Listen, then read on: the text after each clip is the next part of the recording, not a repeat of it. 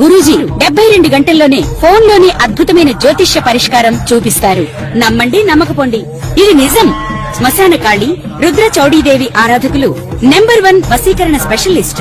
గురూజీ మనిషి పుట్టుక నుండి చనిపోయే వరకు వచ్చే అన్ని క్లిష్టమైన సమస్యలకు పరిష్కారం ఇక్కడ లభిస్తుంది. విద్య, ఉద్యోగం, వ్యవహారం, స్త్రీ ప్రేమ, పెళ్లి, సంతానం, స్త్రీ పురుష వశీకరణం, భూవశం, భార్యాభర్తల కలహాలు, కోర్టు సమస్యలు, విడాకుల సమస్యలు, చేతబడి, అప్పుల బాధ, ఇంకా మీకు ఎలాంటి సమస్యలు ఉన్నా 72 గంటల్లోనే శాశ్వత పరిష్కారం చేయబడును. ఈ రోజు మనము గురు పౌర్ణమి విశిష్టత, రాబోయే గురు పౌర్ణమి యొక్క ద్వాదశ రాశుల వాళ్ళపైన ఎలాంటి ప్రభావం ఉంటుంది, ఏవైనా పరిహారాలు చేసుకోవాలంటే ద్వాదశ రాశి వాళ్ళు ఎలా చేసుకోవాలి అనే ఒక కాన్సెప్ట్ తో మనము ఈ వీడియో చేస్తున్నాము. సో గురు పౌర్ణమి విశిష్టత ఏంటి అంటే, జనరల్ గా మనకి ఆషాఢ మాసంలో వచ్చే పౌర్ణమిని గురు పౌర్ణమి అని అంటూ ఉంటారు. దీనికి ఇంకొక పేరు కూడా ఉంటుంది, వ్యాస పౌర్ణమి అని కూడా అంటూ ఉంటారు అనమాట. జనరల్ గా మనకి తెలిసింది ఏంటి అంటే, స్క్రిప్చర్స్ ప్రకారము నారాయణుడు వ్యాస మహర్షి లాగా అవతారం ఎత్తి మానవ రూపంలో మనకి వేదాలని రచించి మానవాళికి ఎంతో మేలు చేసిన మంచి రోజుగా కూడా మనము చెప్తూ ఉంటాం అన్నమాట. వ్యాసుడు పుట్టినరోజు అని కూడా కొంతమంది చెప్తూ ఉంటారు. సో ఈ గురు పౌర్ణమి విశిష్టత ఏంటి అంటే, మనకి మొట్టమొదటిగా వ్యాసుడిని గురువుగా కూడా మనము భావించి వ్యాస మహర్షికి పూజలు కూడా చేస్తూ ఉంటారు కొంతమంది కొన్ని ఆలయాలలో. అలాగే సాయిబాబాని ఎవరైతే ఫాలో అవుతుంటారో వాళ్ళు కూడా గురు రూపేణ బాబాకి కూడా పూజలు చేస్తూ ఉంటారు. అలాగే గురు చరిత్ర పారాయణం చేసుకోవడము, దత్తాత్రేయ పారాయణం చేసుకోవడం కూడా చేస్తూ ఉంటారు. జనరల్ గా ఎవరైనా సరే జన్మ జాతకంలో గురువు కనుక బాగోలేకపోతే ఈ గురు పౌర్ణమి రోజు కూడా స్పెషల్ గా పూజలు చేస్తూ ఉంటారు అనమాట. వాళ్ళకి ఒక మంచి మార్గదర్శకంగా లైఫ్ లీడ్ చేయాలి అనే ఒక ఉద్దేశంతో.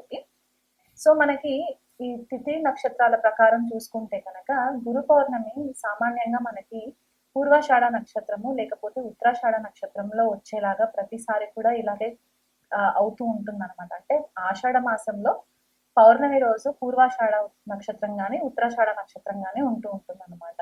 సో పూర్వాషాఢ నక్షత్రం 4 పాదాలు కూడా మనకి ధనుసు రాశిలో ఉంటుంది. 1వ పాదం ఉత్తరాషాఢ నక్షత్రం మనకి ధనుసు రాశిలో ఉంది. మిగతా 3 పాదాలు కూడా మనకి మకర రాశిలో ఉంటుంది. సో జనరల్ గా మనకి ఒకటి గుర్తుగా మనం ఎలా పెట్టుకోవచ్చు అంటే, ఆషాఢ మాసంలో వచ్చే పౌర్ణమి మనకి మనకి ధనుసు రాశిలో ఉన్న పూర్వాషాఢ నక్షత్రము లేదా మకర రాశిలో ఉండే ఉత్తరాషాఢ నక్షత్రం పడినప్పుడు మాత్రం మనకి ఈ గురు పౌర్ణమి వచ్చే విశిష్టత కనిపిస్తూ ఉంటుంది అనమాట. అయితే మనకి జనరల్ గా ఏమో అంటారంటే, ఈ 2 నక్షత్రాలు కూడా ఎలాంటి ఆబ్స్టికల్స్ ఉండి మనకి అసలు పనులు అవ్వట్లేదు, మనము ముందుకు వెళ్ళట్లేదు అని అనుకున్నప్పుడు ఈ నక్షత్రాలు మనకి సామాన్యంగా విజయవంతంగా మనకి సక్సెస్ ని తీసుకువచ్చే నక్షత్రాలు అనమాట. అంటే ఎంత కష్టమైనా సరే అల్టిమేట్ గా మనకి సక్సెస్ అనేది మాత్రం ఖచ్చితంగా ఈ నక్షత్రాలలో రావడానికి ఆస్కారం ఉంటుంది. ఈ పూర్వాషాఢ నక్షత్రము యొక్క విశిష్టత ఇంకోటి ఏంటి అంటే, చాలా రెబెలియస్ గా ఉంటారు వీళ్ళు, స్ట్రాటజీ ఫాలో ఎక్కువ అవుతూ ఉంటారు, స్ట్రాటజీ ప్లానింగ్ చేసుకుంటూ ఉంటారు. దానికి అల్టిమేట్ గా ఏమవుతుందంటే వీళ్ళకి సక్సెస్ రావడానికి చాలా హెల్ప్ అవుతుంది. అదే ఉత్తరాషాఢ నక్షత్రం కనుక తీసుకున్నట్లయితే కనుక వీళ్ళు చాలా బేస్ లెవెల్లో నుంచి స్టార్ట్ చేసుకొని అల్టిమేట్ గా ఒక మెట్టు పై మెట్టు ఎక్కుకుంటూ వీళ్ళు అల్టిమేట్ గా సక్సెస్ లీడ్ చేయడానికి కూడా మనకి హెల్ప్ అవుతుంది అనమాట. ఉత్తరాషాఢ నక్షత్రం చాలా రెబేలియస్ ఎనర్జీ ఉంటుంది వీళ్ళకి, పట్టు వదలని విక్రమార్కుడు లాగా ఫైట్ చేస్తూ ఉంటారు అనమాట. సో ఈ 2 నక్షత్రాల విశిష్టత అది. అలా కాకుండా మనకి ధనుసు రాశి మనకి ఇంపార్టెన్స్ ఇక్కడ ఏమవుతుందంటే, కాలపురుష కుండలిలో మనకి నవమ స్థానము లేదా భాగ్యస్థానం అని చెప్తూ ఉంటాము. అండ్ గురు బృహస్పతి రూల్ చేసే ఒక రాశి లాగా కూడా చెప్తూ ఉంటాం అనమాట ధనుసు రాశి.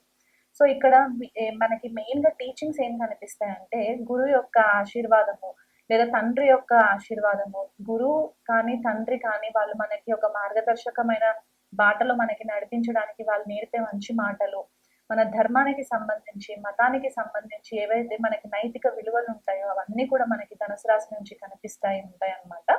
అలా కాకుండా ట్రెడిషనల్ గా అంటే ఒక పద్ధతి ప్రకారంగా ట్రెడిషనల్ వాల్యూస్ ఏవైతే మనకి ఉంటాయో అవి, స్క్రిప్చర్స్ మనకి క్లాసికల్ స్క్రిప్చర్స్ ఏవైతే ఉంటాయో, శాస్త్రాలు ఏవైతే ఉంటాయో, లేకపోతే హయ్యర్ లెర్నింగ్ మనం ఏదైతే ఇంకెక్కువ స్థాయిలో చదువుకోవాలి, మనకి జ్ఞానం అర్జితం చేసుకోవాలనుకునే వాళ్ళు ఎవరైతే ఉంటారో ఇదంతా కూడా మనకి ధనుసు రాశిలో నుంచి ఎక్కువ మట్టుకు మనకి కనిపించే ఛాన్సెస్ ఉంటాయి అన్నమాట. అదే మకర రాశి ఉత్తరాషాఢ నక్షత్రం అని చెప్పేసి అనుకున్నాం కదా, అక్కడికి వచ్చేసరికి ఏమవుతుందంటే శని రూల్ చేస్తారు మకర రాశిని. సో ఇక్కడ ఏమవుతుందంటే చాలా స్ట్రాటజిక్ గా, చాలా ఓర్పుతో, డిసిప్లిన్ తో మనకి ఈ ఒక్కొక్క స్టెప్ వేసుకుంటూ వెళ్ళడానికి ఉంటుంది.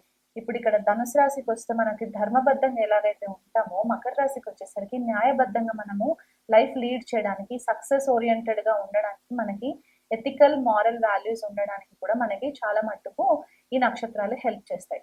సో గురు పౌర్ణమి రోజు మనకి ఈ విశిష్టత ఉంది కాబట్టి ఎవరైనా సరే మీ లైఫ్ లో మీకు గురువులు తారసపడట్లేదు, లేకపోతే మీకు ఒక లైఫ్ లో డైరెక్షన్ లేదు అని అనుకున్న వాళ్ళు ఎవరైనా ఉంటే గనక ఈ ద్వాదశ రాశుల్లో మీకు గురువు బ్లెస్సింగ్స్ రావాలని చెప్పేసేసి మీరు దగ్గరలో ఉన్న ఏవైనా టెంపుల్స్ కి వెళ్ళి మీరు పరిహారాలు చేసుకోవడానికి కూడా మీకు హెల్ప్ అవుతుంది.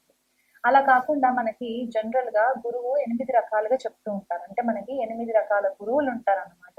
సో వాళ్ళని ఏమంటారు అనేది కూడా మనం తెలుసుకుందాం. మనకి బోధ గురు, వేద గురు, నిషిద్ధ గురు, కామ్య గురు, వాచక గురు, సూచక గురు, విహిత గురు, కారణ గురువు, నిషిద్ధ గురువు, ఇలా మనకి 8 మంది గురువులు ఉంటారనమాట. అంటే ఒక్కొక్క లెవెల్లో ఒక్కొక్క గురువు యొక్క ఇంపార్టెన్స్ మన లైఫ్ లో వస్తూ ఉంటుంది.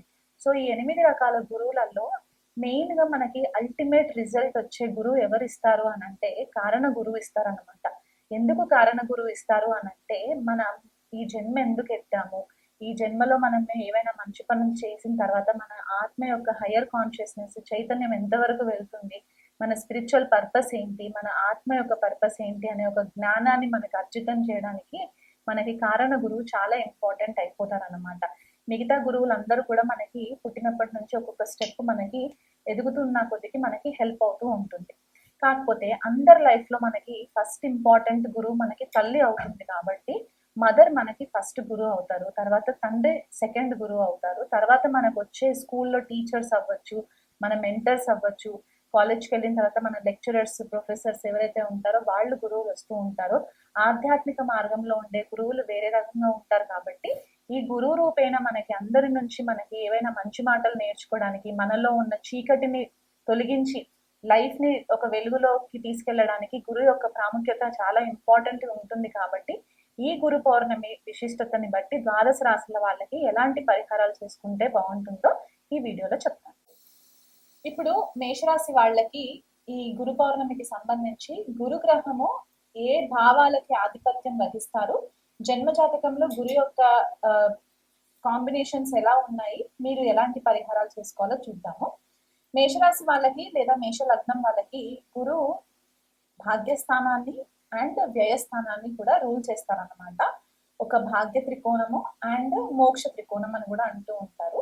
సో జన్మ జాతకంలో కనుక గురువు భాగ్యస్థానంలో కానీ, వ్యయస్థానంలో కానీ, పంచమంలో, ద్వితీయంలో, లగ్నంలో ఉంటే గనక వీళ్ళకి మంచి ఫేవరబుల్ రిజల్ట్స్ రావడానికి హెల్ప్ అవుతుంది. అలాగే లాభస్థానంలో ఉన్నా కూడా మంచి రిజల్ట్స్ వస్తాయన్నమాట. అంటే కుటుంబ సౌఖ్యము, హయ్యర్ లెర్నింగ్, హయ్యర్ పర్పసెస్ కోసము ట్రావెలింగ్ చేయడము, స్పిరిచువల్ గా ఎదగడానికి, ఆధ్యాత్మికంగా ఎదగడానికి, పిల్లల విషయంలో మంచి పేరు ప్రతిష్టలు రావడము, పిల్లలు మంచి చదువుకోవడము, ఇలాంటివి కూడా వీళ్ళకి ఆ బ్లెస్సింగ్స్ ఉండడానికి ఆస్కారం ఉంటుంది.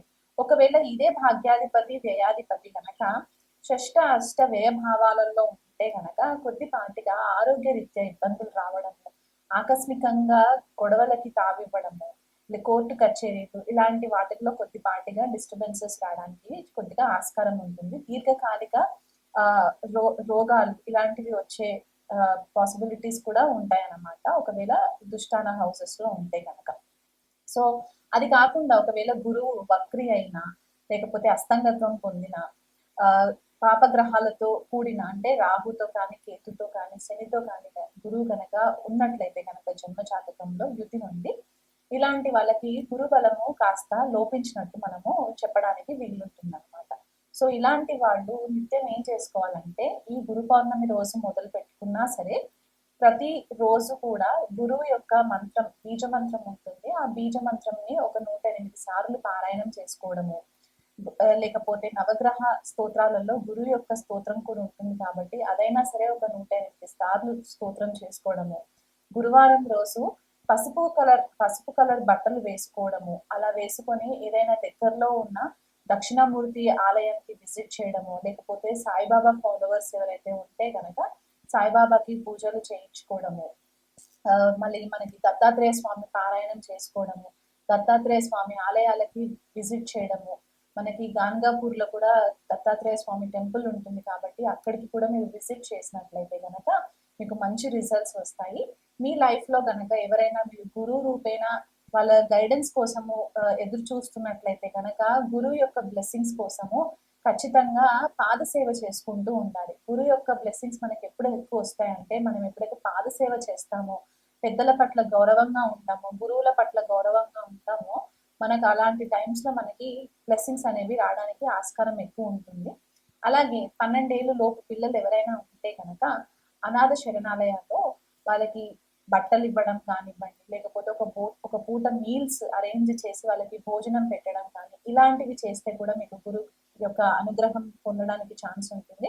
ఇవి ఏమీ చేయలేము, ఆర్థిక పరిస్థితి బాగాలేదు అని అనుకున్న వాళ్ళైతే కనుక దగ్గరలో గోశాల ఉంటే కనుక గోవుకి గ్రాసం పెట్టడము, శనగలు మనకి దొరుకుతాయి కదా, ఆ శనగల్ని ముందు రోజు నానబెట్టేసి దాన్ని మంచిగా గ్రైండ్ చేసేసి బెల్లం వేసి ఆవుకి తినిపించడం వల్ల కూడా మీకు సకల గురు దోషాలు తొలగి మీ లైఫ్ లో మంచి రిజల్ట్స్ రావడానికి కూడా హెల్ప్ అవుతుంది. సో ఇవన్నీ కూడా మీరు చేసుకున్నట్లయితే కనుక ఈ గురు పౌర్ణమి నుంచి మొదలు పెట్టుకుంటే వచ్చే 1 year వరకు కూడా మీరు ఇది క్రమం తప్పకుండా ప్రతి గురువారం చేసుకోవడము, లేకపోతే ప్రతి పౌర్ణమికి చేసుకోవడం వల్ల కూడా మీకు మంచి బ్లెస్సింగ్స్ రావడానికి ఆస్కారం.